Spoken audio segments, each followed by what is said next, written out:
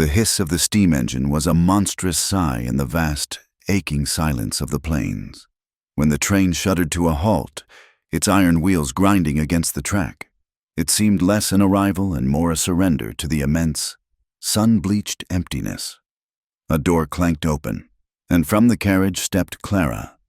She paused on the top step, one gloved hand gripping the rail, and, for a moment, the world seemed to hold its breath. The land before her was a canvas of muted browns and scorched yellows, stretching to a horizon that shimmered with heat.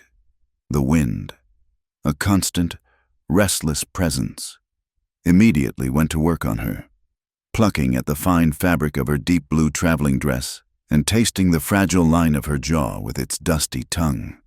It was a harsh, unforgiving wind, carrying the scent of dry earth, distant cattle, and a profound loneliness. Down on the rough-hewn platform stood a single man, Elias. He was just as she had pictured from his letters, and yet entirely different. The letters spoke with a gentle, almost clumsy sincerity, hinting at a quiet soul. The man before her was carved from the land itself. He was tall and broad-shouldered, though a weariness in his posture spoke of long years of labor. His face was tanned to the color of worn leather, creased around the eyes by the sun's glare, and etched with lines of a sorrow that had settled deep into the bone. He wore simple, durable clothes, denim trousers, a faded flannel shirt, and a hat that was battered into a shape of perfect utility. He held his hat in his hands, twisting the brim with a nervousness that seemed at odds with his rugged frame. Their eyes met across the 20 feet of dust-filled air. Clara saw a man who was utterly alone. Elias saw a woman who didn't belong. She was beautiful, but it wasn't the fresh-faced, resilient beauty of the local girls. Hers was a different quality, something finer and more fragile, like porcelain left out in the sun. Her skin was pale, shielded by a bonnet that framed a face of delicate angles and a mouth that seemed to hold a dozen unspoken words. Her eyes, the color of a stormy sea, were guarded, taking in everything and giving away nothing. She looked less like a prospective rancher's wife and more like a lady who had taken a disastrously wrong turn.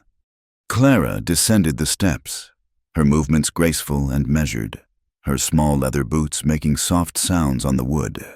The station master, a wiry man with a tobacco-stained beard, heaved her single, surprisingly heavy trunk onto the platform with a grunt. He tipped his hat to Elias. "She's all yours, Mr. Thorne." Elias nodded, his throat suddenly as dry as the dirt beneath his feet. He stepped forward. "Miss Thompson," he asked, his voice rougher than he intended. "You must be Mr. Thorne," she replied. Her voice was low and clear, without the lilt or drawl of the West. It was the voice of a woman from somewhere else, somewhere with paved streets and gas lamps. "Elias," he corrected gently. "Just Elias?" He reached for her trunk, his calloused hand easily finding its grip. "It's a long ride to the ranch. Best we get started before the sun gets any higher." The town of Hope's Landing wasn't much more than a single, wide street carved out of the dust. A general store, a saloon whose bat-wing doors swung with a perpetual creak, a blacksmith's forge ringing with the rhythmic clang of hammer on anvil, and a handful of other wooden-fronted buildings stood as a testament to humanity's stubborn refusal to be defeated by the landscape. As Elias guided the wagon through the main thoroughfare, heads turned, eyes peered from behind curtains and over cracker barrels. Clara sat ramrod straight on the wagon seat, her gaze fixed ahead, but she could feel the weight of their stares. They were not just curious, they were dissecting. Mrs. Gable, the portly wife of the preacher, paused her sweeping on the boardwalk, her lips pursed into a thin line of disapproval. Mr. Henderson, the general store owner, leaned in his doorway, stroking his chin thoughtfully. The whispers followed them like a trail of dust. "That's Thorne's mail-order bride. Look at her dress. Finer than anything my missus owns. She won't last a month. Too delicate. Got the look of the city about her." not like a Western woman at all. Elias heard it, too. A dull flush crept up his neck. He had grown accustomed to being an object of the town's pity after his wife. Mary was taken by the fever 5 years prior. They had watched him grieve, watched him retreat into the solitude of his ranch, and watched his fumbling. Half-hearted attempts to court the local widows and spinsters. They had all politely, and sometimes not so politely, declined. He was a good man, they'd say, but his ranch was too remote, his heart too shuddered, his silence too deep. The letters had been a last resort, a quiet admission of defeat, and now this woman's arrival felt like both a miracle and a spectacle. He flicked the reins, urging the horses into a slightly faster trot, eager to leave the prying eyes behind.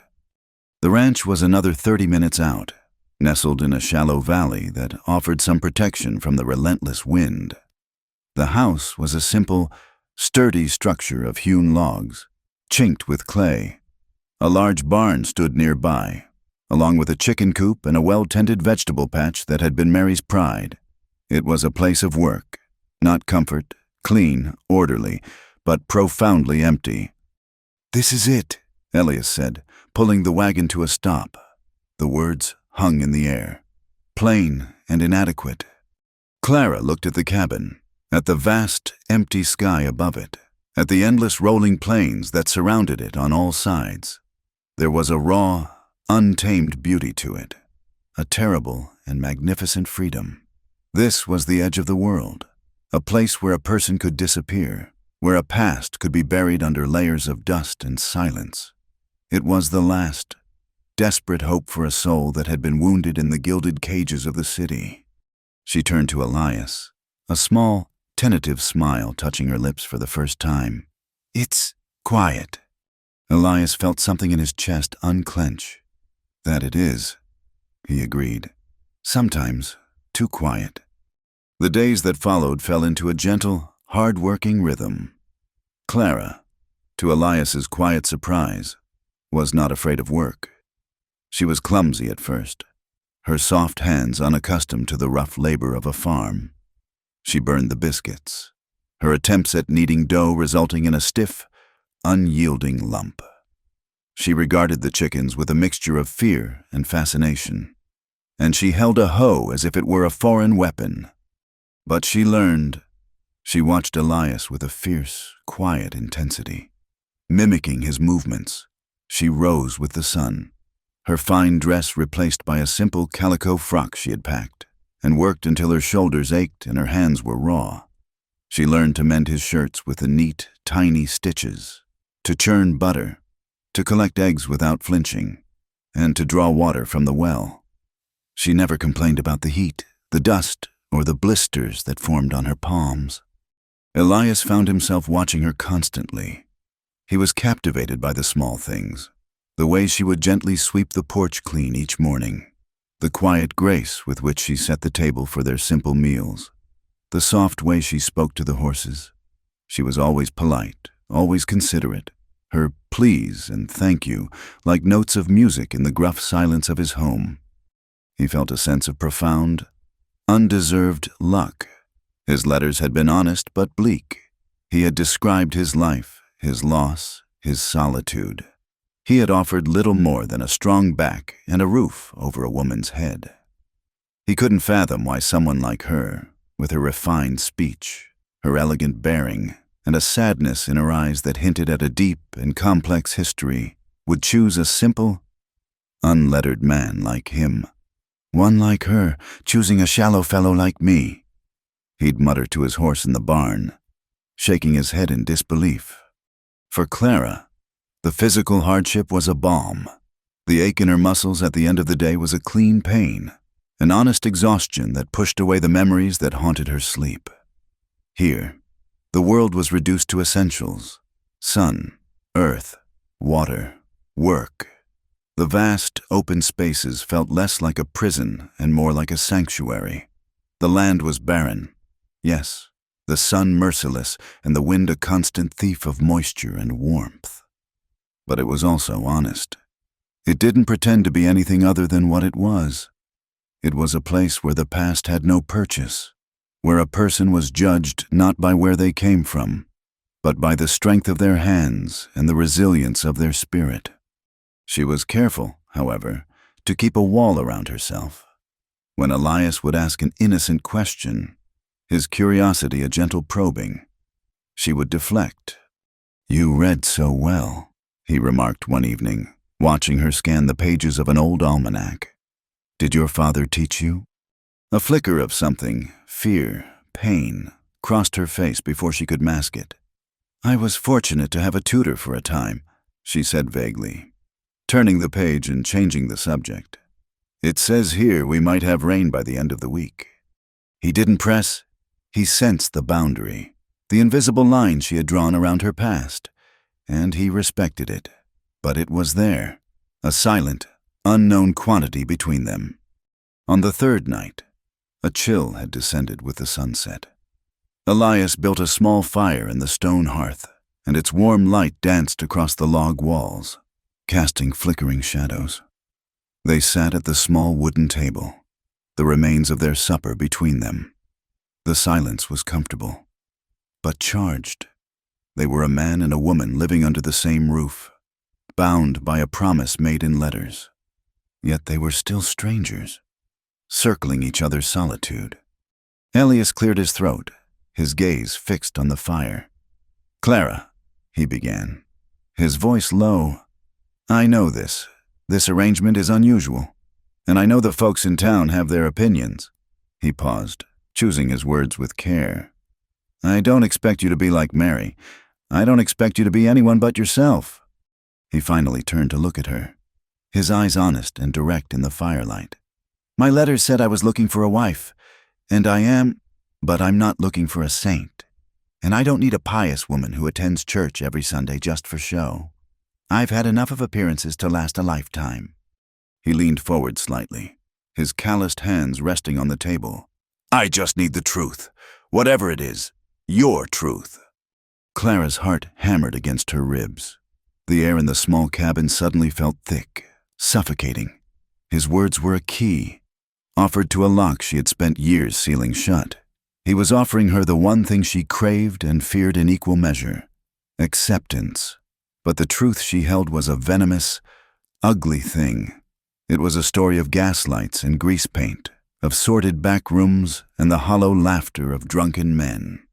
It was a past that would shatter the simple decency of this man, a past that would curdle the respect she saw in his eyes into disgust. She couldn't speak. The words were a stone in her throat. If she told him, he would send her away.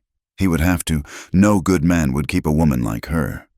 She stood up, her chair scraping softly against the floorboards. She walked around the table to where he sat, his face a mask of earnest confusion in the golden light. He looked up at her, waiting.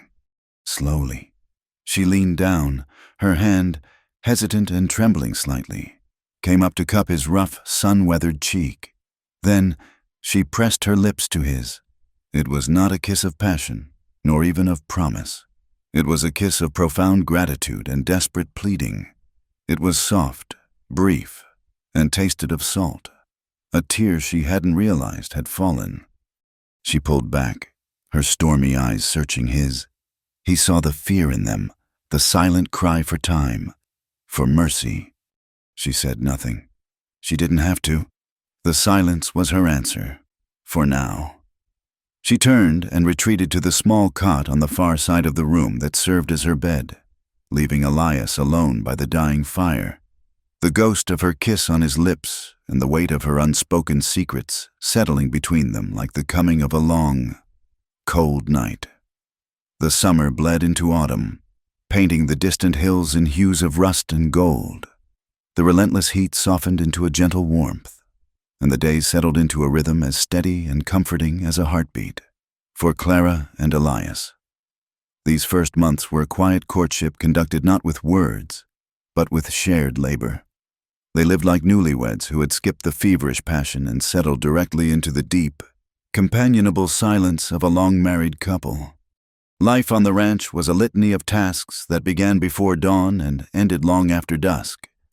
Elias taught her the language of the land, how to read the clouds for signs of rain, how to tell good grazing grass from bad, how to listen for the telltale cough of a sick calf. Clara, in turn, brought a quiet order to the rustic cabin. The floors were swept clean. The scent of baking bread often filled the air, and a wildflower, picked from a stubborn patch near the creek, would sometimes sit in a tin cup on the table. They worked side by side, mending a section of fence that had been knocked down by a stray bull, their hands often brushing as they passed tools back and forth. Each touch was a small spark in the vast expanse of their days, an unspoken acknowledgement of the space they were beginning to share in each other's lives.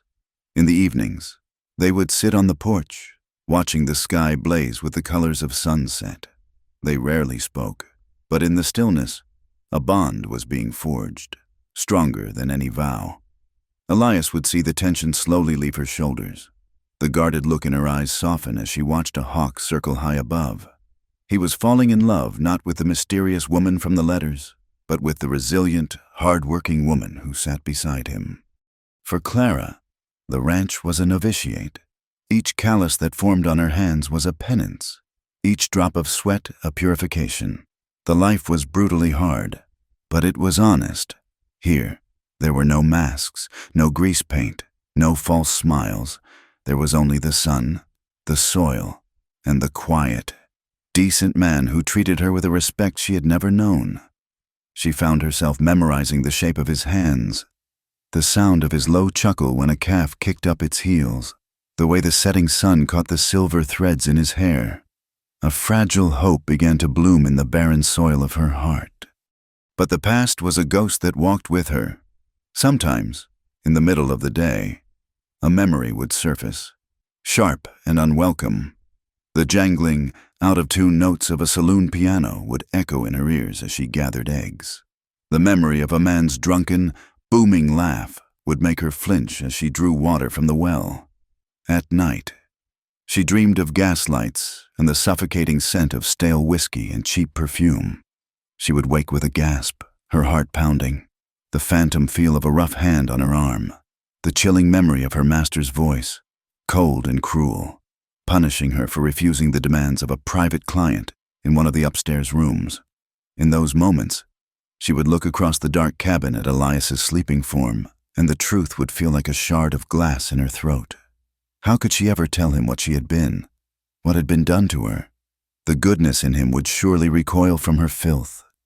The line they had drawn between them, his bedroll by the hearth, hers on the cot, was a testament to his patience. But the unspoken current of awareness grew stronger with each passing day. It came to a head on a night when the sky broke open. A storm had been threatening for hours, the air growing thick and heavy, the sky turning a bruised purple-gray. Elias had been working to bring in a nervous mare and her new foal, while Clara secured the chicken coop. The first drops of rain were fat and cold, hitting the dry earth with a hiss. Then, the heavens unleashed their fury. A wall of water, driven by a howling wind, descended upon them. "To the barn!" Elias shouted over the roar. Grabbing her hand, his grip was firm, protective. They ran, heads down against the deluge, the cold rain instantly soaking them to the bone. They stumbled into the cavernous, hay-scented darkness of the barn just as a deafening crack of thunder split the sky directly overhead. The mare whinnied in terror, and the world outside was a churning chaos of wind and water. They stood there for a long moment, dripping and breathless, the storm raging around them. Elias lit a lantern, its golden glow pushing back the shadows. It illuminated the water streaming from Clara's hair, plastering her simple dress to her form. For the first time, he was not just seeing the capable woman who worked beside him, but the shape of the woman beneath the calico. Her shoulders were trembling, whether from cold or fear. He couldn't tell. "You're freezing," he said, his voice husky. He took a step closer, stripping off his own soaked overshirt and draping it around her. The wool was heavy and smelled of him, of rain, earth, and honest sweat. It was the most intimate gesture that had ever passed between them. She looked up at him, her sea storm eyes wide and luminous in the lantern light. The sound of the rain drumming on the roof was a wild, frantic pulse. The distance between them vanished. He could see the pulse beating in the delicate hollow of her throat, feel the warmth of her breath. A longing, sharp and fierce, rose in him, a desire to close the final gap, to claim the promise of her lips, to warm her with more than just a borrowed shirt. He saw something flicker in her eyes, a reflection of his own desire, mixed with a deep, primal fear. He raised a hand, his calloused thumb gently brushing a stray, wet strand of hair from her cheek. Her skin was as soft as he had imagined. She leaned into his touch, her eyes fluttering shut for just a second. A silent surrender. The air was thick with everything they hadn't said for months. He could kiss her now. She was his promised wife. The storm, the darkness, the shared vulnerability. It was all the invitation he needed. But then he saw the fear again, the shadow of some old terror that had nothing to do with him or the storm. He saw the ghosts she wrestled with in the dead of night. He let his hand fall. He took a half step back, giving her space to breathe.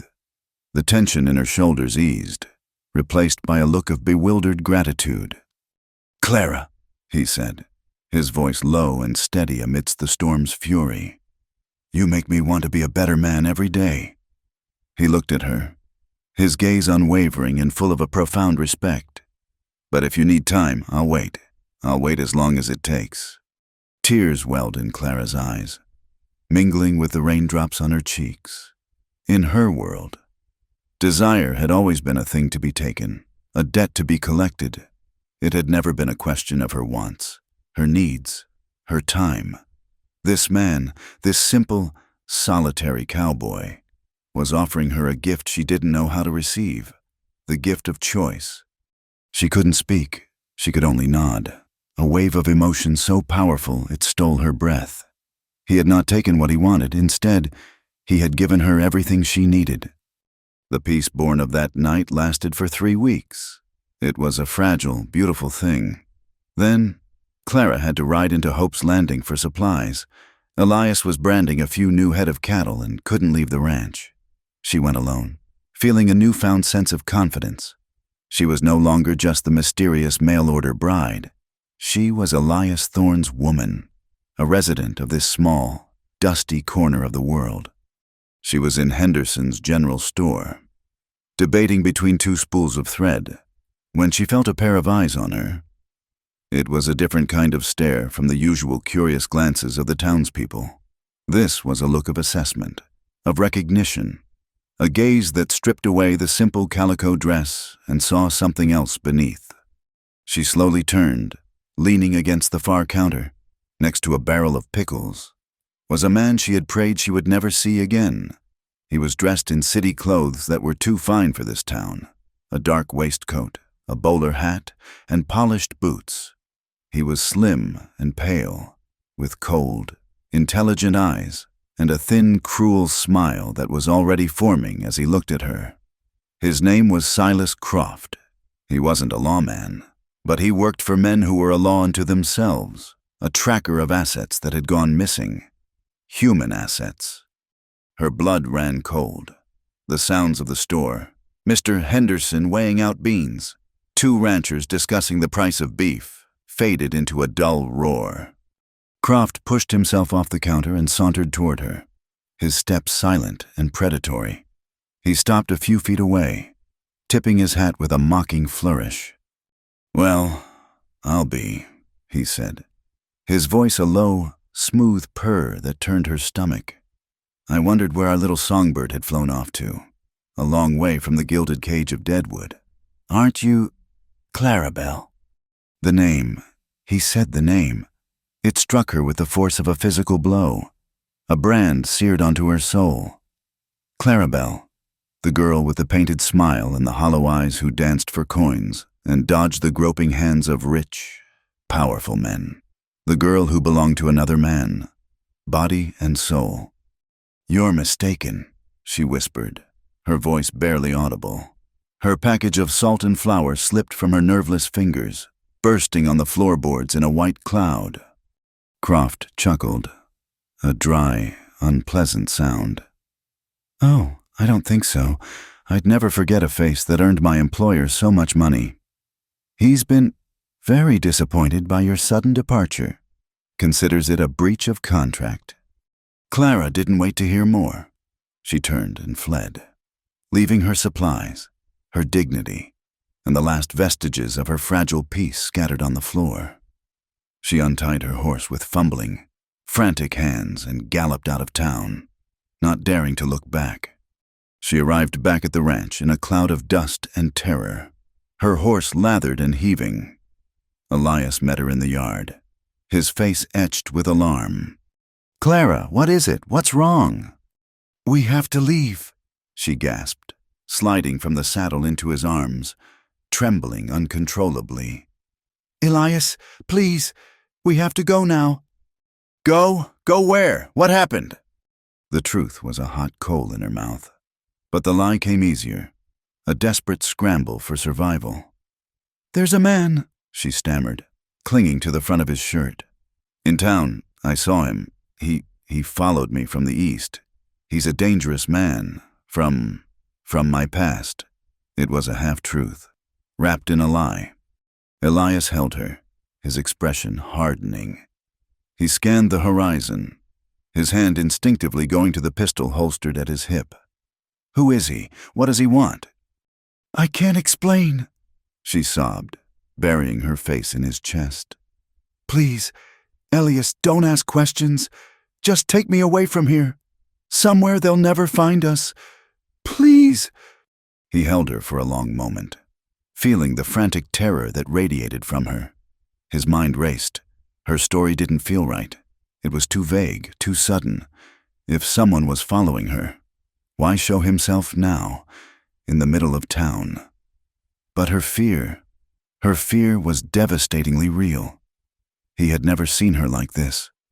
It was as if the composed, capable woman he knew had been shattered, leaving only a terrified girl in her place.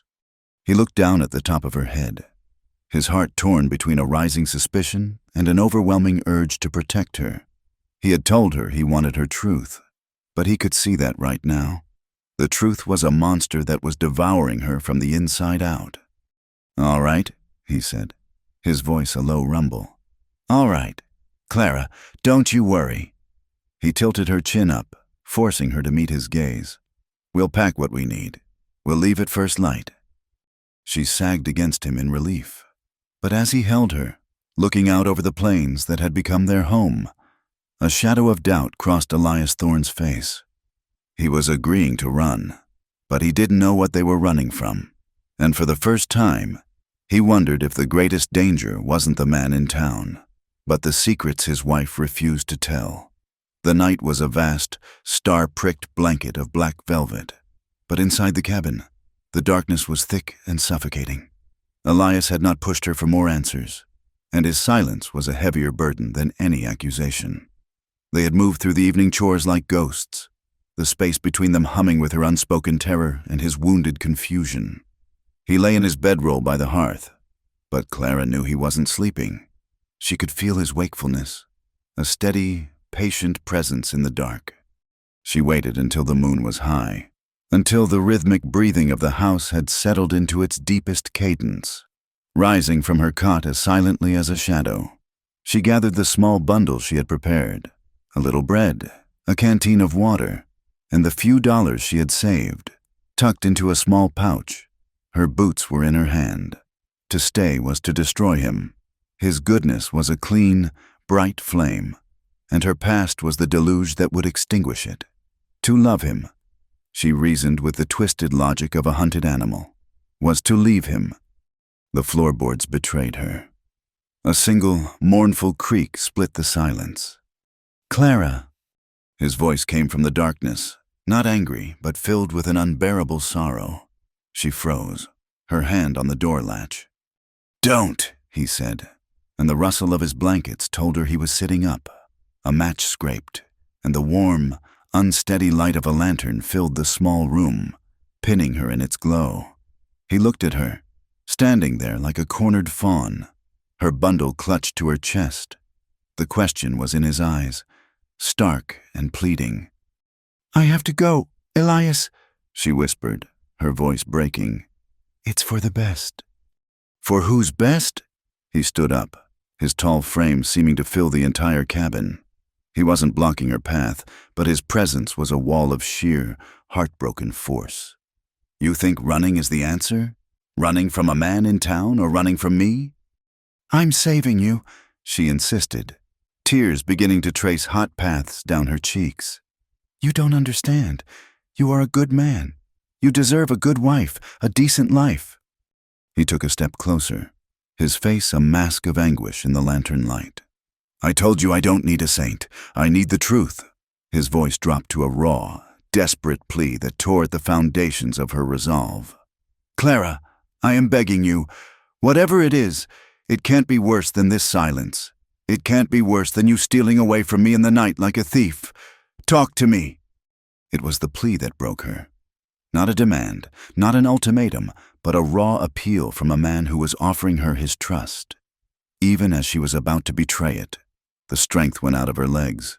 She dropped her bundle, sank to her knees on the rough-hewn floor, and bowed her head in shame. The sobs came then, violent, racking shudders that tore up from a place of ancient pain. "I can't," she wept into her hands. "You'll hate me." He was there in an instant, kneeling in front of her, his large, calloused hands covering hers. "Never." Through her tears, she finally gave him a piece of the poison she carried. "My life," she choked out, the words tasting like ash. "The life I had before." It was not a life worthy of any man. It was not a life worthy of being a wife to anyone, especially not to you. The confession, partial as it was, hung in the air, ugly and exposed. Elias was silent for a long moment. She felt him absorb the words, felt the shock ripple through him. This was it. This was the moment he would recoil, the moment the kindness in his eyes would curdle into disgust. Instead, his hands tightened on hers. He gently pulled her upwards, forcing her to rise from her knees. He drew her into his arms, holding her trembling body against his solid warmth. He held her not with passion, but with a fierce, protective tenderness, as if he could absorb her shame into himself. He rested his cheek against her hair, his own breath unsteady. "The past is the past," he whispered into the darkness. "It's just a story. Clara, it's not who you are, not to me." The next morning, the fragile piece of his acceptance was shattered. They rode into Hope's Landing, a silent, united front. But the town had changed. As they walked toward the general store, a silence fell over the boardwalk. Doors that had been open were quietly closed. Mrs. Gable, who had been gossiping with two other women, stopped mid-sentence, her mouth clamping shut as she gave Clara a look of pure venom. The whispers were louder now, sharp and hostile. "That's her, Clara Bell. They call her—" "A dancer from one of them saloons in Deadwood. A painted woman." Clara felt the blood drain from her face. She faltered, but Elias's hand found hers, his grip a firm, grounding anchor.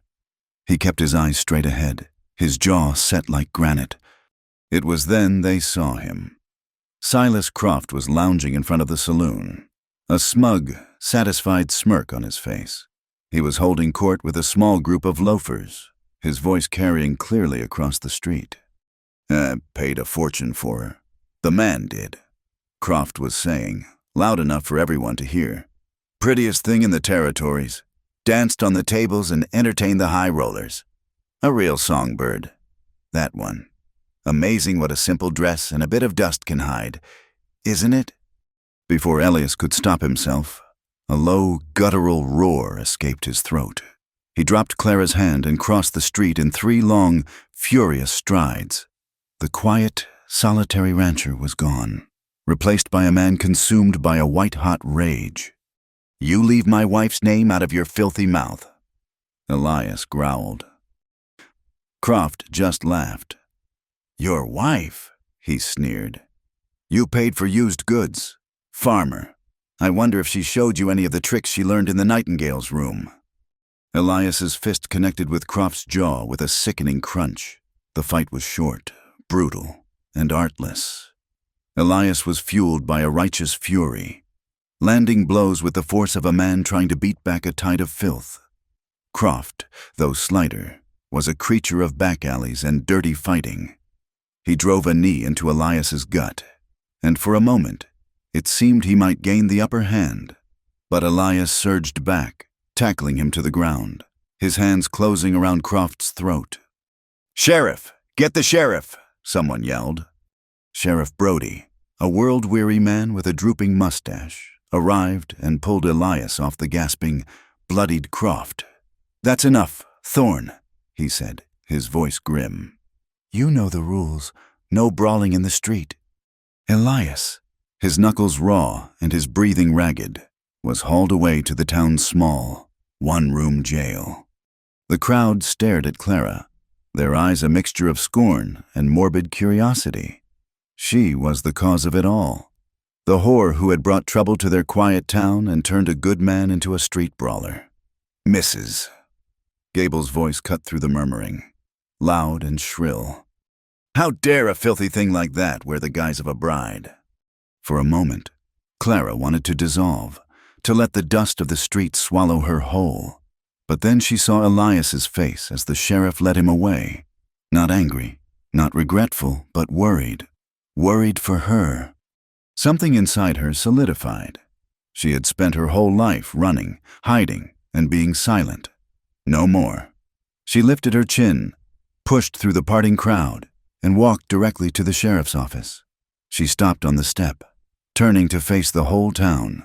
Her voice, when she spoke, did not tremble. "Sheriff Brody," she said, her tone clear and steady. "That man," she pointed a finger at Silas Croft, who was now dabbing at his bleeding lip with a handkerchief, "slandered my husband and me. Whatever Elias Thorne did, he did to defend his home. I am his wife. I am asking you to release him into my care." A murmur went through the crowd. She had not denied the accusations. She had simply claimed her place. Sheriff Brody looked from her to Elias, visible behind the bars, and then back again. He sighed, the sound of a man who was tired of other people's troubles. "He'll cool his heels till sundown. Fine is $10. That evening, the ride back to the ranch was steeped in a heavy silence. When they arrived, Elias didn't go to the house. He wordlessly took a lantern and headed for the barn. Clara gave him a moment, then followed.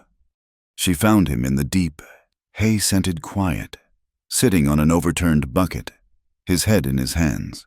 The lantern cast long, dancing shadows around them. "You shouldn't have done that," he said without looking up. "The fighting? You defended me," she replied softly. He finally looked at her, his eyes full of a pain that went deeper than his bruised knuckles.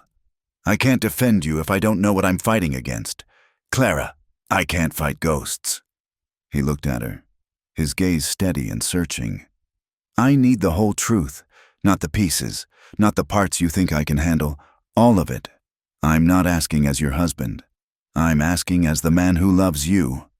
This was the final precipice. She took a deep breath, the scent of hay and dust and animals filling her lungs. It was an honest smell. This was a place for truth. She began to speak, her voice low and unsteady at first, but growing stronger as the dam of her past finally broke. She told him everything. She started with her childhood, with parents who saw her pretty face not as a gift, but as a commodity. She told him of being sold, at 15, to a man who ran a singing and dancing emporium in Deadwood. "He called me Clarabelle," she said, the name tasting like poison. "He said Clara was too plain. He gave me fine dresses and taught me to sing songs for men who threw gold coins on the stage. At first, it was just the singing, but soon—" Her voice faltered. She told him of the pressure, the threats, the punishments when she refused the private appointments with wealthy patrons. She spoke not of the graphic details, but of the soul-crushing reality of it. "My time was sold by the hour," she whispered, looking at her own hands as if they belonged to a stranger. "My smiles were sold, my dances were sold, and when they wanted more, he would lock me in my room without food until I understood that nothing of me was my own.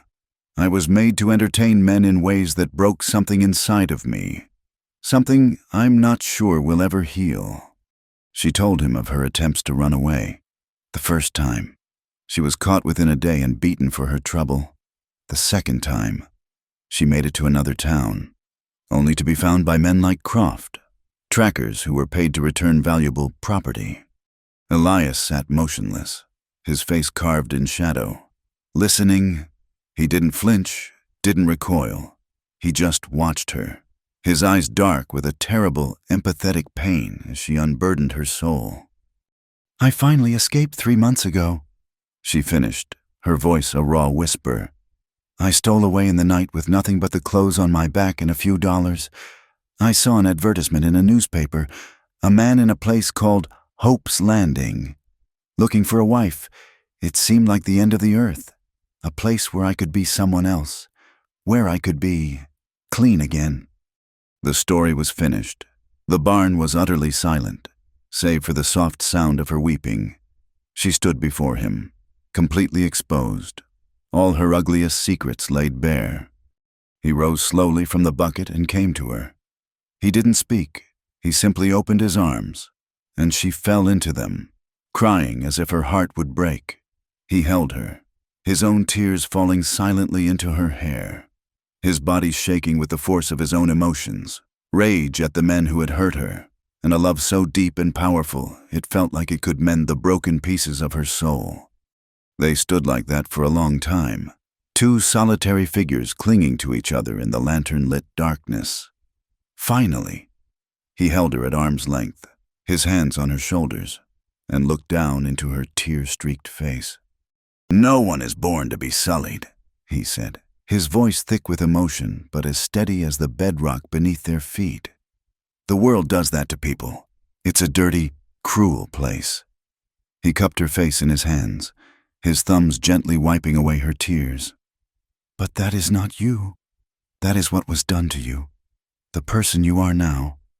Clara, the one who gets blisters on her hands without complaint, the one who puts wildflowers on the table, the one who stood up to a whole town for me today, that is the person I love.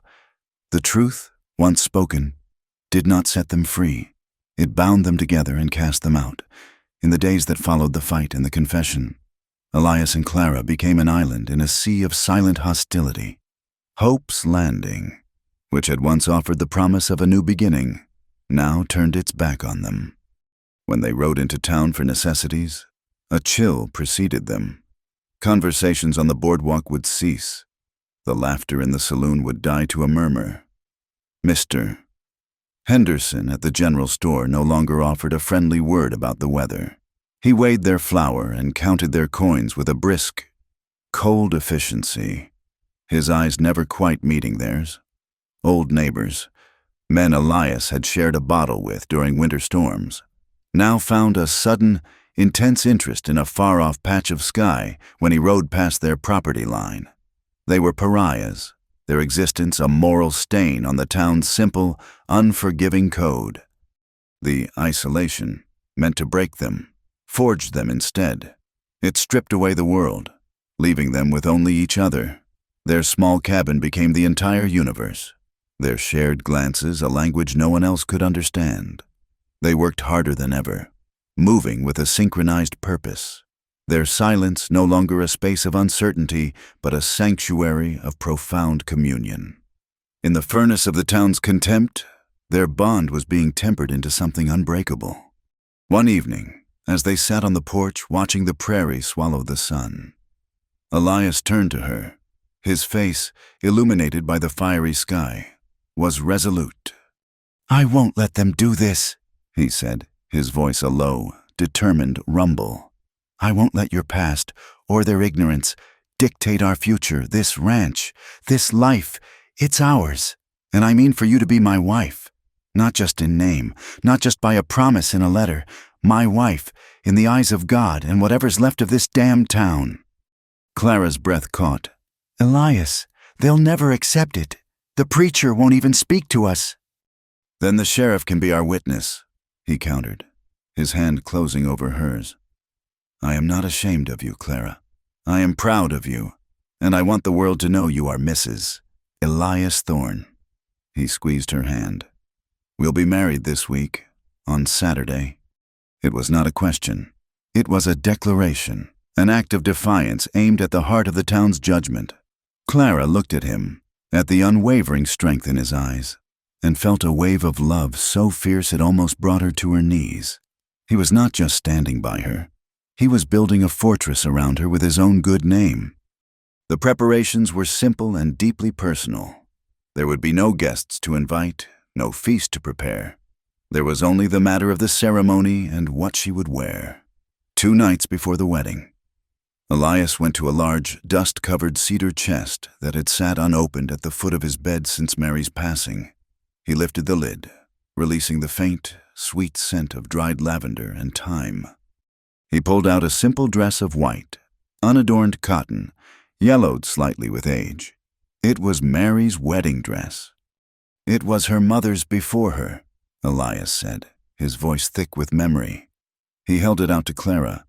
"It's plain, but it's an honest dress. She would want you to have it. She would want this house to have a wife in it again."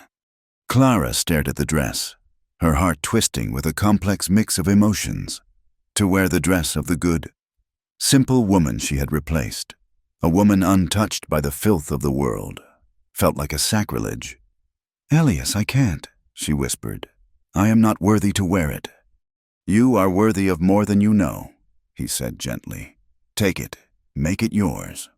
She took the dress, the fabric cool and soft in her hands. That night, by the light of a single lamp, she went to work. The dress was too small in the shoulders and too short in the waist, with a needle and thread, and with fabric taken from her own finest chemise. She began the careful, painstaking work of altering it. As she stitched, she felt as if she were mending not just the dress, but the broken narrative of her own life, weaving her own thread into the fabric of this family, this home. She was not erasing Mary, but joining a legacy of love that this house had known. She was making it hers. Saturday arrived, clear and windswept. The church was a small, sun-bleached building at the edge of town. As Elias had predicted, Reverend Michael had refused to perform the service, citing a moral failing in the community. But Sheriff Brody, a man who valued the law above gossip, stood waiting for them on the steps, a worn Bible in his hand. He had agreed to officiate. The only other person in the pews was a quiet, elderly widow named Mrs. Peterson, a woman who had known her own share of sorrow and had offered Clara a small, sympathetic nod in the street a few days before. Elias stood at the front of the empty church, his best shirt looking stiff and unfamiliar on him, his hands clasped tightly behind his back. He was more nervous than he had been facing down Silas Croft. Then, the church doors opened. Clara stood silhouetted against the bright afternoon light. The simple cotton dress, now fitting her perfectly, seemed to gather the sunlight and hold it. The sun streamed through the open doorway, catching the loose strands of her hair and creating a halo of pure gold. She was not the dancer from Deadwood, nor the town pariah, nor the frightened woman with a haunted past. In that moment, she was simply beauty and grace, a vision of hope walking toward him. As she walked down the dusty aisle, Elias Thorne felt the tears he had held back for 5 lonely years finally fall. They were tears of grief for what he had lost, tears of rage for what she had suffered, and tears of a profound, overwhelming joy for what they had found in the wreckage. The ceremony was brief, the words spoken by Sheriff Brody plain and unadorned. But when Elias took her hand and slid a simple, hammered iron ring he had made himself onto her finger, the vow he spoke was for her alone. "With this ring," he said, his voice thick and unwavering, "I claim all that you are, and all that you have been. You are my wife. You are home." That night, the cabin felt different. It was no longer a temporary shelter, but a marital home. A fire crackled in the hearth, casting a warm, gentle glow over the room. Elias sat on the edge of the bed, watching as Clara brushed out her long hair, the firelight catching the red and gold highlights. The air was still, but charged with a nervous, tender anticipation. The world had been shut out, and now there was only the two of them. She put down her brush and turned to him, her expression vulnerable, her hands twisting in her lap. The ghosts he had promised to fight were in the room with them now, standing between the wife and the husband. Elias, She began, her voice a fragile whisper. there is one last thing you must know. He waited, his heart aching for her. She looked down at her hands, unable to meet his gaze. In all my life, with all the men, She swallowed hard, the words catching in her throat. I have never willingly belonged to anyone. Her body began to tremble, a fine, uncontrollable tremor. I do not know how to be just yours. I'm afraid I will be a disappointment. I'm afraid I will break. This was her final, most deeply buried shame, that her own body was a foreign country to her, a place of trauma and transactions, a landscape she had never been allowed to claim for herself. Elias moved from the bed and knelt before her, just as he had done the night she had confessed. He took her trembling hands in his. He did not kiss her. He did not pull her close. He just looked at her, his eyes filled with a love so pure and patient, it seemed to have the power to heal all wounds. Clara, He said, his voice soft but sure. look at me. She slowly lifted her gaze to his. The first time, he said, emphasizing each word with gentle gravity. Doesn't have to be the first time. It just has to be ours. Her breath hitched, a soft, broken sound. He had understood. He had understood the core of her fear and, with a few simple words, had dismantled it. He wasn't asking for a virgin. He was asking for her. Tonight, he continued, his thumb stroking the back of her hand, is not about a duty. It's not about what a husband and wife are supposed to do. It's about you and me. There are no ghosts here, no debts, no masters, just us. And we will go no further than you want to go. You lead, I will follow. He was giving her the one thing that had always been stolen: control. Slowly, tentatively, she reached out and touched his face, her fingers tracing the line of his jaw. It was a gesture of discovery, of claiming. He remained perfectly still, letting her explore, letting her learn the shape of him through her own free will. What followed was not an act of passion, but a sacred ceremony of healing. It was slow and quiet and breathtakingly gentle. It was a reclaiming. Every touch was a question she asked, and a permission he gave.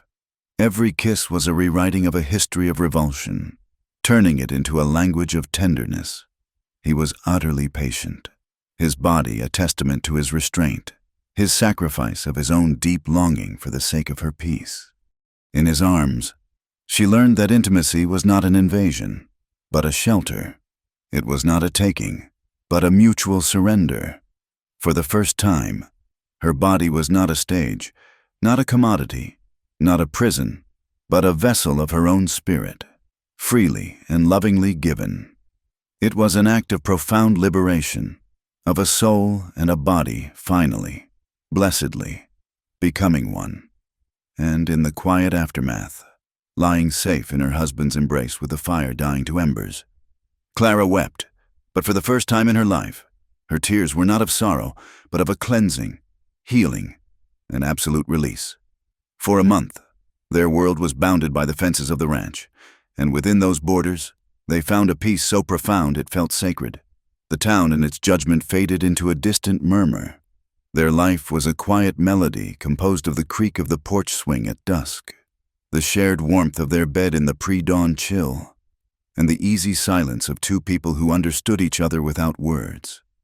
Clara began to laugh, a low, musical sound that Elias had never heard before.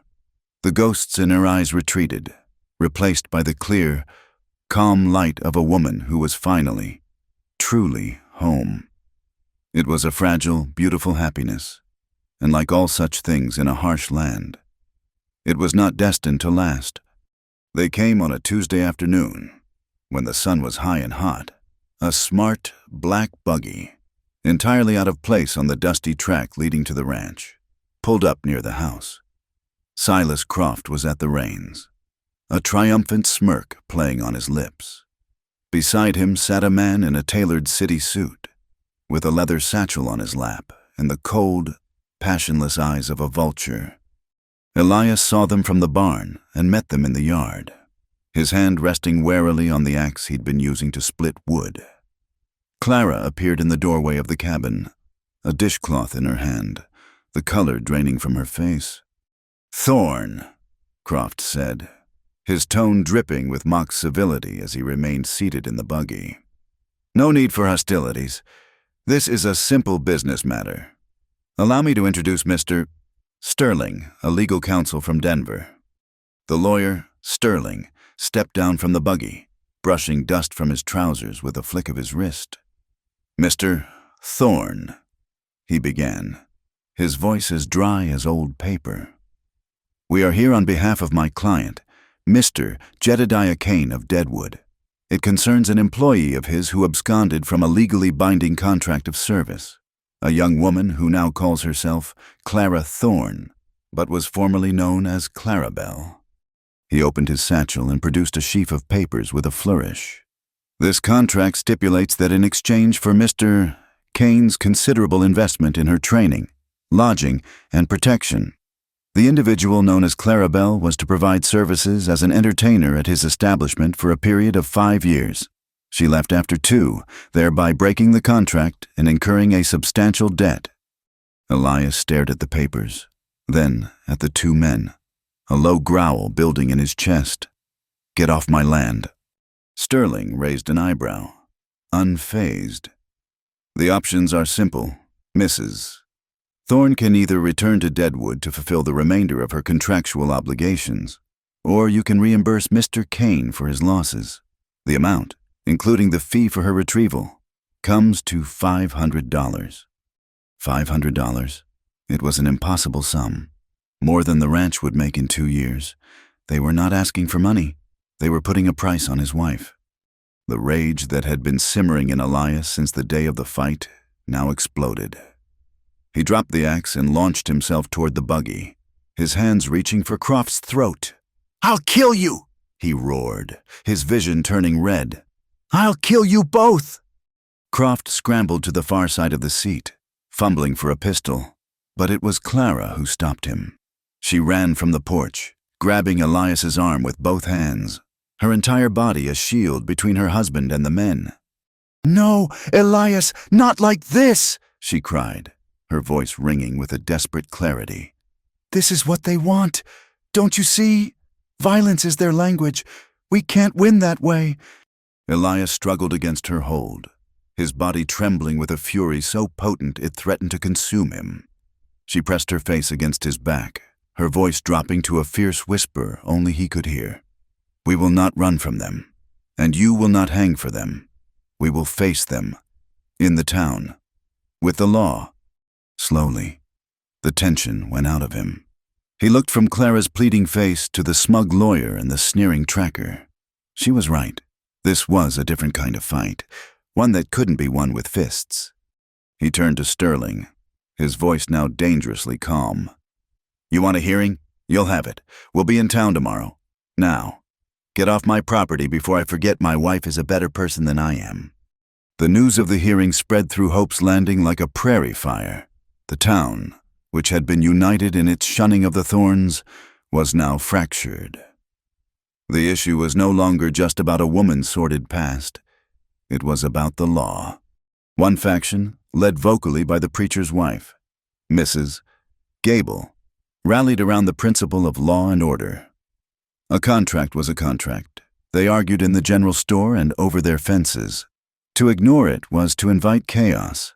This was a respectable town, not some lawless mining camp. They saw Silas Croft and his lawyer not as predators, but as agents of a necessary, if unpleasant, order. The other side was smaller, quieter. It was comprised of people like the widow Mrs. Peterson, who saw not a broken contract but a woman fighting for her life. It included a few grizzled ranchers who disliked the idea of city lawyers and their fancy papers telling a man who he could or could not have for a wife. They championed a different kind of justice, one rooted in redemption and the right to a second chance. For them, love and forgiveness were laws that superseded any ink on a page.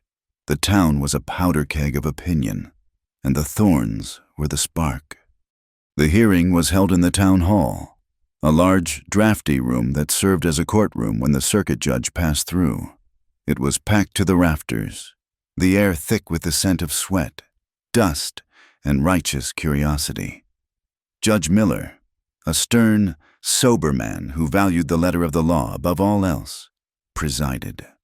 Clara and Elias sat at a small table at the front, a united, isolated front. Elias's hands were clenched into fists on his lap, his knuckles white. Clara sat perfectly still, her back straight, her hands folded, her face a pale, composed mask. Mr. Sterling presented his case with a chilling, theatrical flair. He painted a picture of a benevolent Mr. Kane, a generous patron of the arts who had discovered a diamond in the rough. He spoke of the money invested, the training provided, the luxurious life Clara had supposedly enjoyed. He portrayed her escape not as a flight to freedom, but as a deceitful, calculated act of theft. "This woman," he declared, pointing a long, accusatory finger at Clara, "is not a victim. She is a cunning opportunist who enjoyed the benefits of my client's generosity and then absconded, breaking a sworn agreement and stealing his investment. She came to your town under false pretenses, tricked a good, simple man into marriage, and now hides behind his name to avoid her legal and moral obligations." Then he called her to the stand. His questions were like a surgeon's scalpel, designed to peel back her dignity layer by layer. "Is it not true, Clarabelle, that you were the most popular entertainer in Deadwood?" "I sang songs, yes." "And did you not receive lavish gifts from patrons?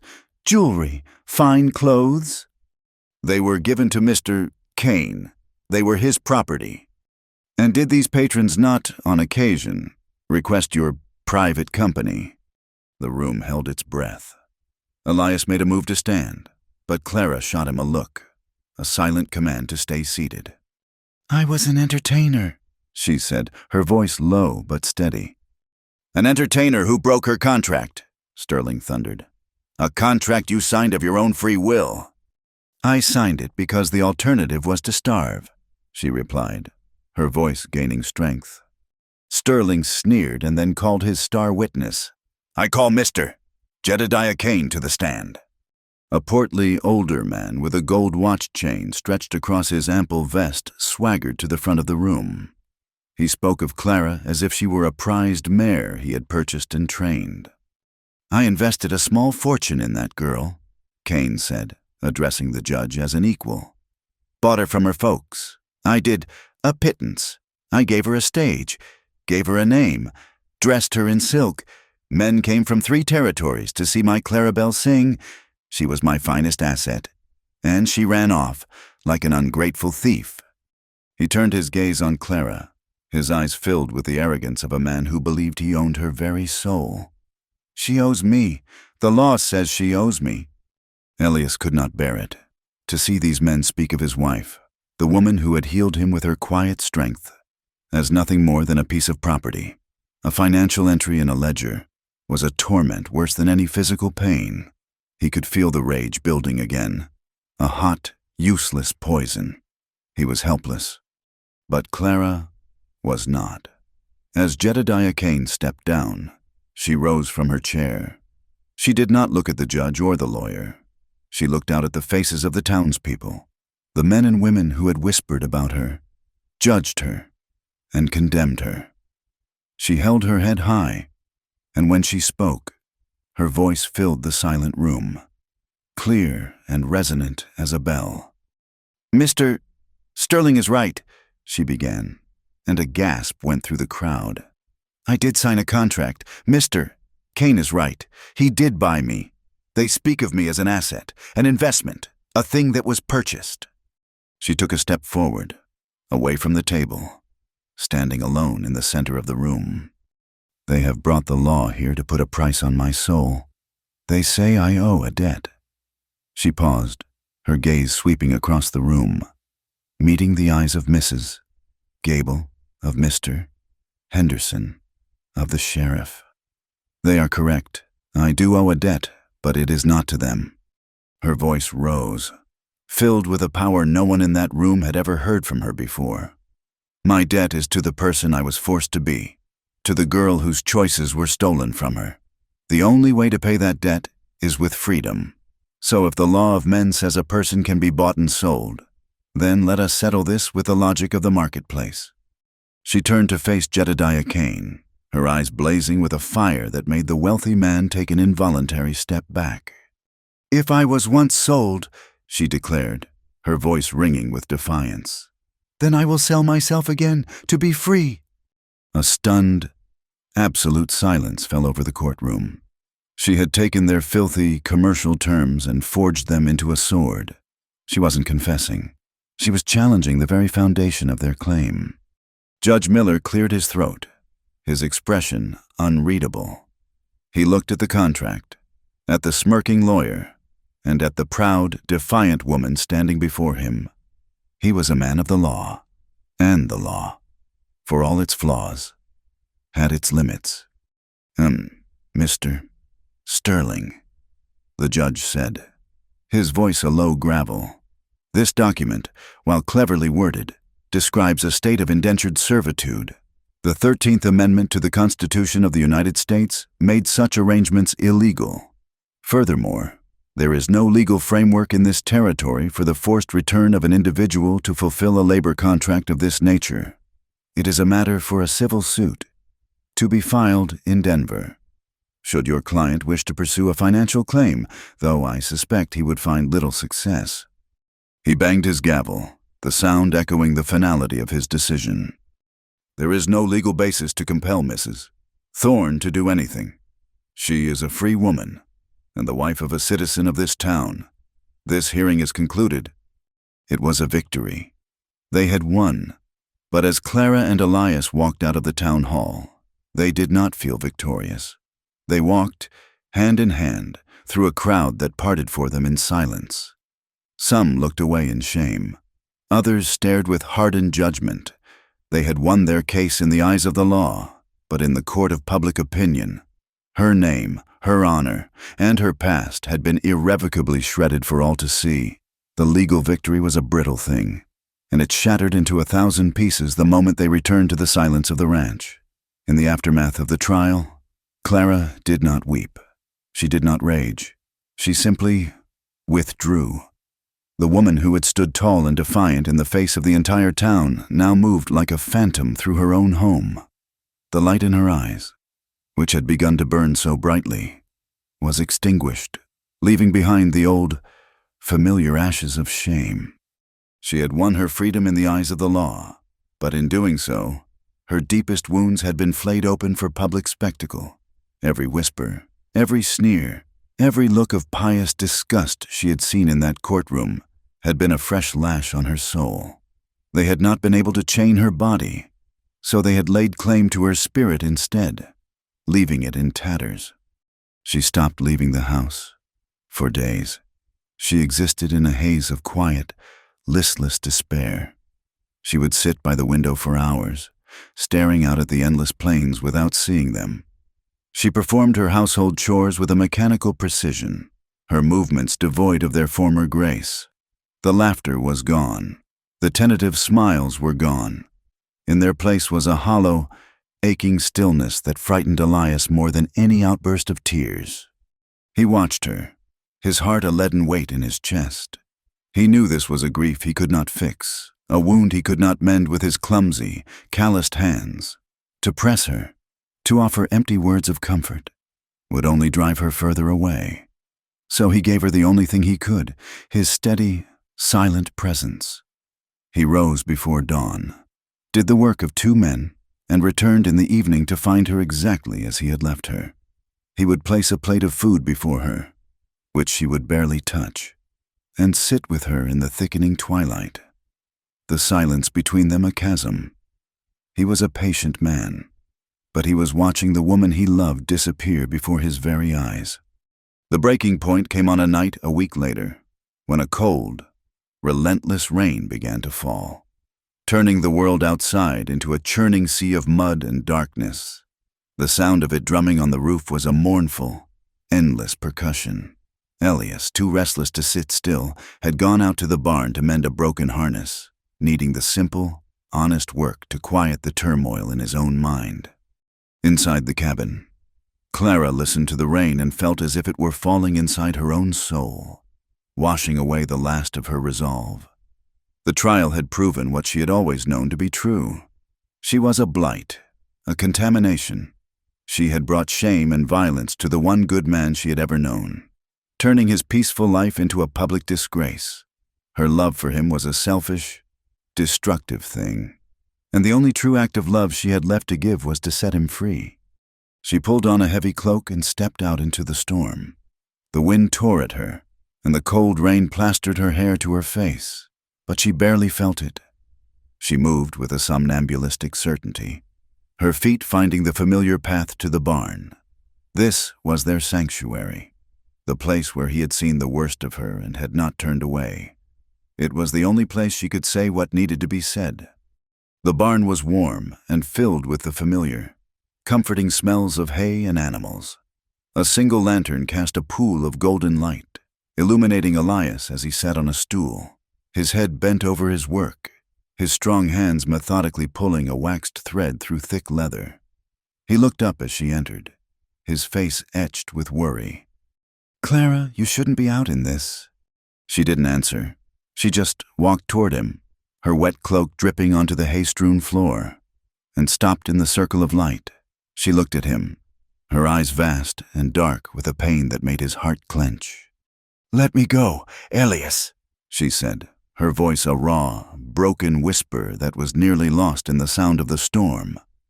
He stared at her, uncomprehending. "What are you talking about?" "Let me leave," she pleaded, tears finally beginning to fall, mingling with the rain on her cheeks. "I am a curse on you. Look what I've brought to your door. The whole town hates you because of me. You got into a fight, you were arrested, your name, your reputation. I have destroyed it all. If you let me go, they will forget. You can have your life back. You can find peace again."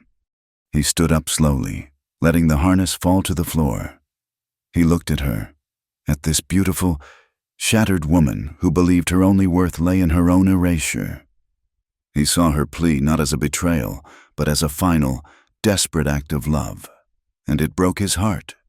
He stepped toward her, closing the space between them until he was close enough to feel the chill coming off her wet clothes. He reached out, not to hold her, but to cup her face in his hands, forcing her to meet his gaze. "I had a peaceful life for 5 years after Mary died," he said, his voice low and intense, each word a stone dropped into the well of her despair. "The house was quiet. The town left me alone. My days were the same, one after the other. It was an orderly, predictable, peaceful existence." He paused, his thumb stroking her cold cheeks. "And it was empty. Clara, it was a half-life. It wasn't living." His eyes, fierce and unwavering, held hers. "You ask me to go back to that? You are the one who brought this house back to life. You are the one who brought me back to life." He shook his head, a look of grim certainty on his face. "So you tell me," he whispered, his voice thick with a raw, undeniable truth. "What's the use of a peaceful life without you?" His words were a dam-breaking. The composure she had maintained for days shattered, and a great wounded cry was torn from her throat. She fell against him, her body convulsing with sobs, and his arms came around her, holding her up, anchoring her against the storm inside and out.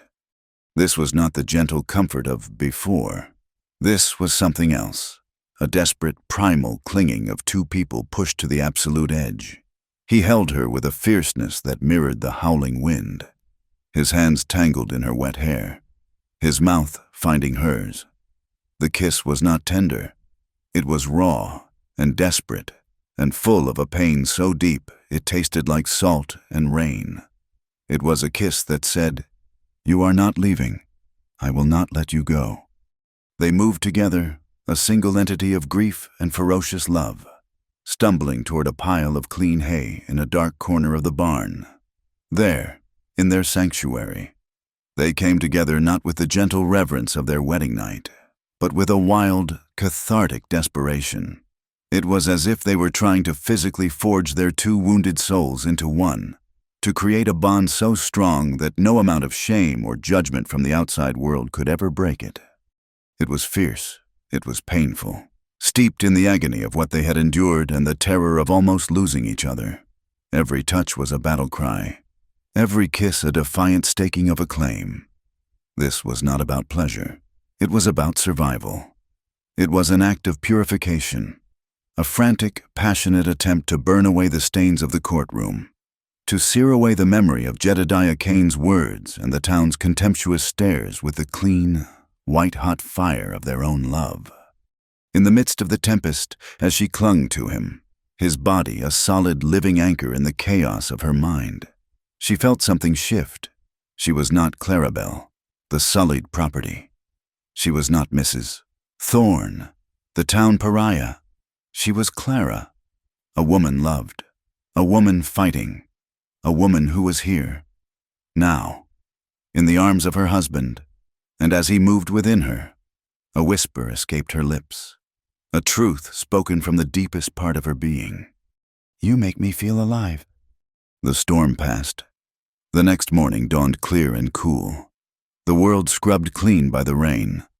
A profound quiet had settled over the ranch, a peace born not of an absence of trouble, but of a battle faced and a commitment reaffirmed. Elias rose before she did. He looked at his wife, sleeping deeply for the first time in over a week. The lines of pain eased from her face. The ghosts were gone. For now. He kissed her forehead gently and slipped out of the cabin. He didn't go to the fields. Instead, he walked to a small, fallow plot of land at the edge of his property, a place where a homesteader's first cabin had once stood before it burned down years ago. It was overgrown with weeds and littered with a few charred timbers, a forgotten, useless piece of ground. He stood there for a long time, looking at it, his hands on his hips. Then he went to the barn, retrieved a scythe, a shovel, and an axe, and returned. He started with the scythe, swinging it in long, powerful arcs, cutting down the tall weeds and tangled brush. The work was hard and rhythmic. It was not an act of anger, but one of purpose. He was not destroying. He was clearing. He was not running from the past. He was building a future. He worked all day, clearing the plot until the rich, dark earth was exposed to the sun. He pulled the old, charred timbers from the ground and stacked them to one side.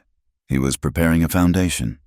As the sun began to set, casting long shadows across the newly cleared land, Sheriff Brody rode up, having been on his way back from a neighboring county.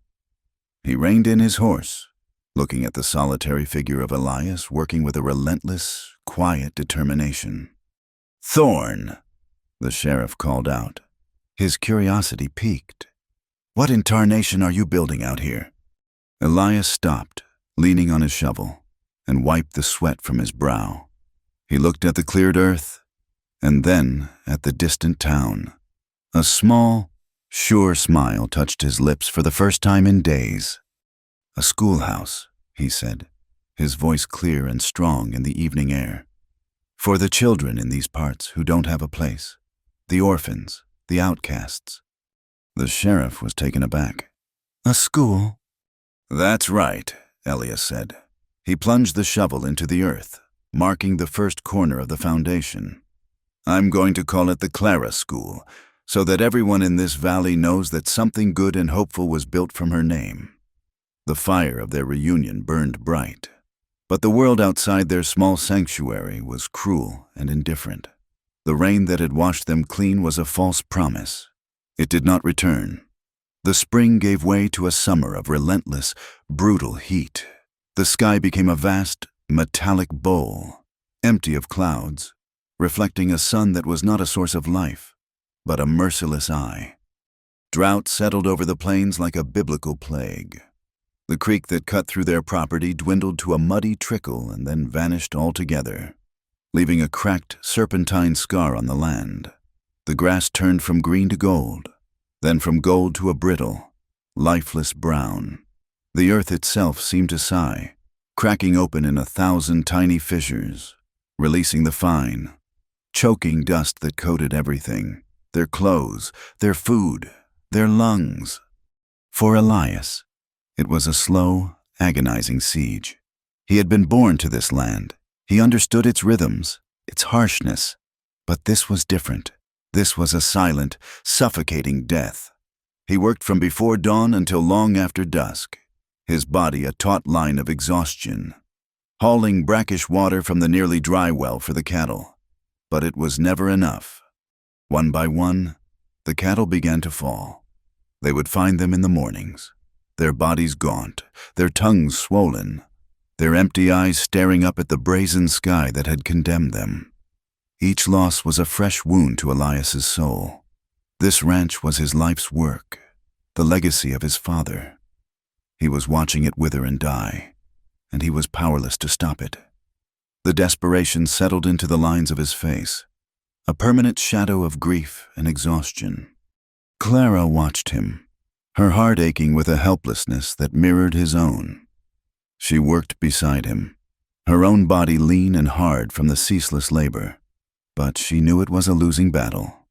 The schoolhouse, a proud skeleton of a new-cut timber, stood half-finished on its plot, a monument to a future that was now being consumed by the present. One night, as Elias slept the fitful, dreamless sleep of the utterly exhausted, Clara rose. She went to her trunk, the one she had arrived with, which seemed a lifetime ago. From its very bottom, tucked beneath a false panel, she pulled a small, velvet-wrapped object. It was the last ghost of Deadwood, the final remnant of Clarabelle. She unwrapped it. In her palm lay a pair of diamond and sapphire earrings. They were exquisite, designed to catch the gaslight and sparkle for the pleasure of wealthy men. They had been a gift from Jedediah Kane, a reward for a particularly profitable week. They were the most valuable things she had ever touched, and she hated them. They were shackles made of light and stone, a reminder of a gilded cage. She had kept them for one reason. They were her escape fund, a guarantee that she would never be destitute again. But looking now at the haggard lines of her husband's sleeping face, she knew their purpose had changed. Her escape was no longer from the world, but with him. Her freedom was no longer a solitary goal, but a shared one. The next day, she showed them to Elias. "We will sell them," she said, her voice leaving no room for argument. "The money will buy feed from the east, and it will be enough to see the rest of the herd through until the rains come." "No, Clara," he protested immediately, his pride wounded. "That's yours. That's from before. I won't take it." "It is not from before," she said, her hand closing over his. "There is no before. There is only now. There is only us. You married all of me, Elias. That includes my debts, and it includes my assets. These earrings bought my shame. Now let them buy our future." The town was holding a livestock and property auction in the livery stable, a desperate attempt by the community to liquidate assets and raise cash to survive the drought. When Clara walked in, a hush fell over the assembled ranchers and townspeople. She had not set foot in town since the hearing, and her presence was a shock. She walked with her head held high, ignoring the stares, and went directly to the auctioneer, Mr. Gable, the preacher's husband. She unwrapped the earrings and placed them on the table. "I would like to add this lot to the auction," she said clearly. Mr. Gable, a man torn between his wife's piety and his own sense of business, stared at the jewels, his eyes wide. He had never seen anything so fine. He stammered, then nodded. And when the time came, he held them up for the crowd to see. "We have a late addition," he announced. "A pair of ladies' earrings, diamond and sapphire, of the highest quality." A murmur went through the crowd. They were the kind of jewels no honest woman in Hope's Landing could ever own. The whispers started, the old accusations rising to the surface.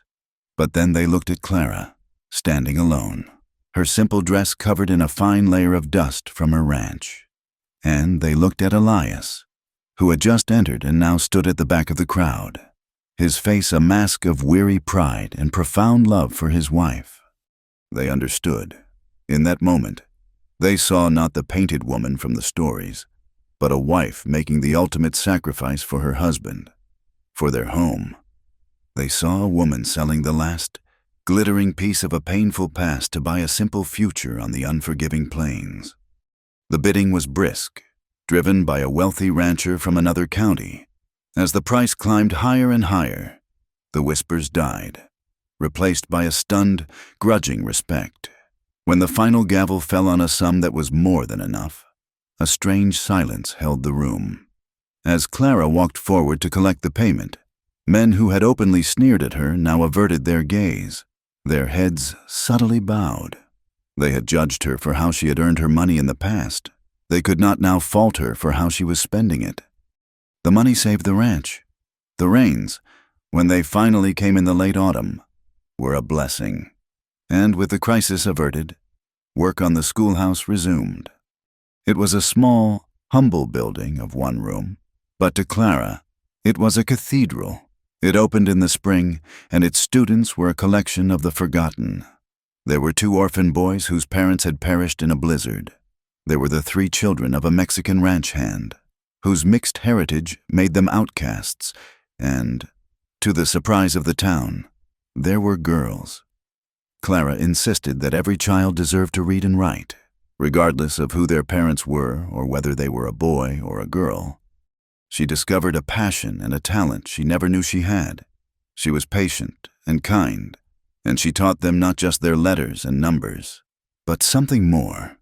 She taught them that their worth was not determined by their circumstances. She was no longer just Elias Thorne's wife. She was teacher, a title that, in its own way, cleansed her more completely than anything else ever could. Respect for her began to grow, a quiet, deep-rooted thing, earned through daily acts of selfless dedication. But the seeds of hatred, once sown, do not die easily. There was a contingent of men in town, loafers and hard drinkers who gathered at the saloon, for whom Clara's growing esteem was an affront. They were led by a bitter rancher named Jeb, a man who had lost his own spread to drink and blamed the world for his failings. "It ain't right," he would grumble into his whiskey. "Letting a deadwood whore teach our children, filling their heads with God knows what." One moonless night, their drunken resentment boiled over into action. Elias and Clara were woken by the frantic barking of their dog. Elias looked out the window and saw it, the flicker of torches moving toward the schoolhouse. He was out of the house in an instant, grabbing a heavy axe handle as he ran. He met them, Jeb and 3 other men, their faces flushed with whiskey and malice, carrying torches and a can of kerosene. "This is as far as you go, Jeb," Elias said, his voice a low, deadly growl as he planted himself in front of the schoolhouse door. "Get out of the way, Thorne." Jeb slurred, brandishing his torch. "We're gonna cleanse this town of your filth. We ain't having no whore school on this land." The fight was a desperate, ugly thing. Elias swung the axe handle, a whirlwind of protective fury, but he was outnumbered. One of the men tackled him, and they went down in a tangle of limbs. Jeb raised his torch, preparing to hurl it onto the shingled roof. "Stop!" The voice cut through the night, sharp and clear as a pistol shot. Clara stood on the path, a lantern held high in one hand, and in the other, Elias's shotgun. She did not look frightened. She looked magnificent, her face illuminated by the lantern light, her eyes blazing with a cold, righteous fury. The men froze, staring at the twin barrels of the shotgun pointed steadily at Jeb's chest. "You speak of filth," she said, her voice ringing in the sudden silence. "You, who sneak in the dark, fueled by whiskey and hatred, to burn down a house of learning for children. You are the filth." She took a step forward, the lantern light dancing across their faces. "These children, the ones you call outcasts, are learning to read. They are learning to be better than you. They are learning that kindness is stronger than cruelty. That is the lesson I teach here." A small crowd of neighbors, roused by the commotion, had begun to gather at a safe distance, their own lanterns like scattered fireflies in the dark. Among them was the widow, Mrs. Peterson. Jeb hesitated, his drunken courage faltering in the face of her cold resolve. "She has no right," he stammered, looking to the crowd for support. It was then that Mrs. Peterson stepped forward, her frail figure silhouetted against the night. She had lost her only son at Gettysburg, a loss that had carved a quiet, unassailable authority into her face. She looked at Jeb, and then at Clara, standing resolute in front of her school. Her voice, though quiet, carried across the clearing, filled with the weight of her sorrow and a hard-won wisdom. "That woman," she said, her gaze fixed on Clara, "has seen more of the wickedness of this world than any of us. She has survived it, and now she spends her days teaching the most vulnerable of our children." She turned her tired, knowing eyes on the men. "If she can teach those children how to forgive a world that has wronged them," she said, her voice cracking with emotion, "then maybe we ought to learn from her first." The words fell into a profound silence. There was no answer to them. Jeb looked at the shotgun, at the unwavering woman behind it, and at the faces of his neighbors, now turned to him not with support, but with a dawning sense of shame. He lowered his torch, one by one. The other men did the same. Without another word, they turned and melted back into the darkness from which they had come, their hatred defeated not by violence, but by a simple, undeniable truth. The scars on the land healed, and so did the scars on the people. The seasons turned, 5 of them, each one laying down another layer of dust and memory, burying the bitterness of the past under the quiet, steady rhythm of life. The West did not forget, but it did move on, for survival was a far more pressing concern than old gossip. The woman once known as Clarabelle was gone, a ghost exorcised by time and toil. In her place was Mrs. Thorne, the schoolteacher, a figure woven into the very fabric of Hope's Landing. The transformation had been slow, earned not with words, but with deeds.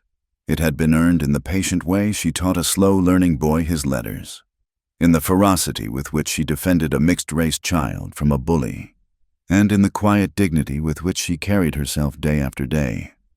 Her school, once a defiant symbol, was now the town's pride. It had grown. The single room now had an annex, built by Elias and a handful of other ranchers who had seen the value in what she was doing. Her students were no longer just the outcasts. Mr. Henderson, the store owner, now sent his own grandson to her, boasting that the boy could read the labels on the canned goods better than he could. Even Mrs. Gable, the preacher's wife, had been seen delivering a freshly baked pie to the schoolhouse, her lips pursed in what had softened from a line of disapproval to one of grudging, undeniable respect. Clara had not just built a school. She had cultivated a community. Elias's ranch thrived in tandem.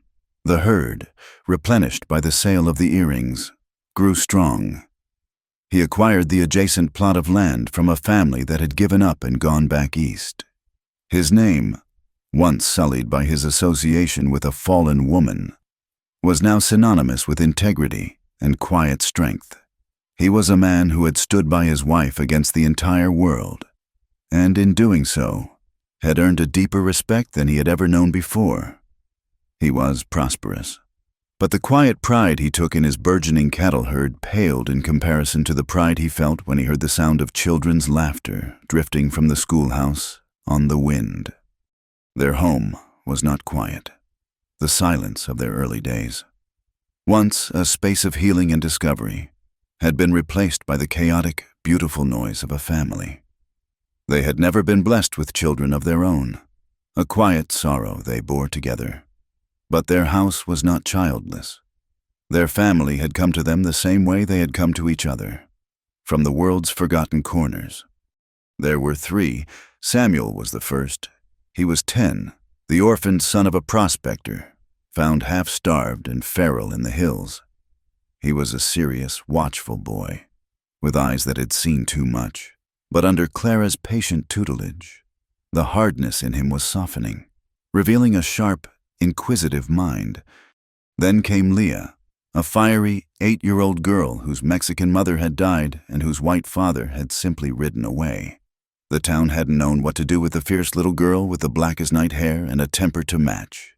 But Clara had seen not a problem, but a spirit.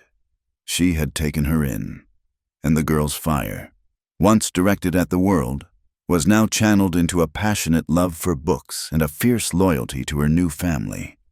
The last was Daniel. He was only 5, a quiet, solemn child of a Cheyenne woman and a soldier who had passed through. He had been left on the steps of the church, a silent offering to a world that had created him, but did not want him.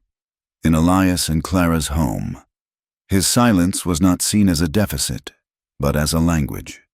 Elias taught him how to read the tracks of animals, and Clara taught him how to form the letters of his own name.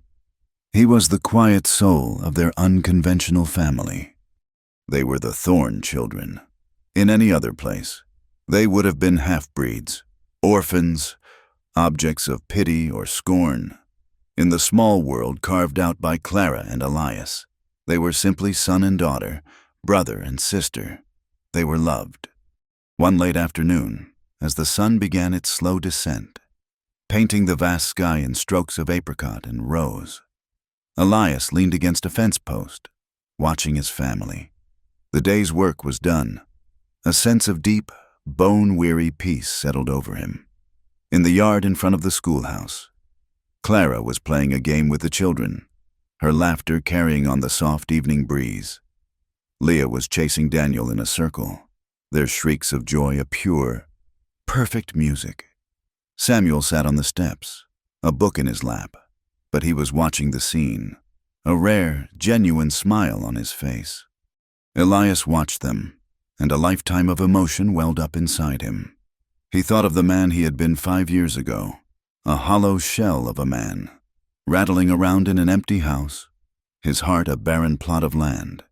He had simply been existing, waiting for the end. He had thought his life was over. And then she had stepped off that train, a porcelain figure in a world of dust and grit, carrying a universe of pain in her guarded eyes. He had thought he was offering her a refuge, but it was she who had saved him.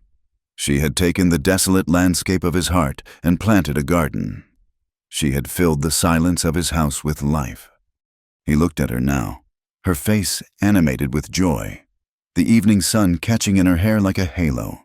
He saw the woman who had faced down a mob, who had sacrificed the last vestige of her past to save their future, who had built a sanctuary for the lost. He saw her strength, her resilience, her bottomless capacity for love. The weight of it all, the pain they had endured, the peace they had found, the sheer, improbable miracle of their life together, became too much for his stoic heart to bear. A single tear traced a path through the dust on his cheek, then another. He was not a man given to weeping, but this was not a sadness. It was a flood of gratitude so immense it had to find a way out. He pushed himself off the fence and walked toward them, his steps slow and deliberate.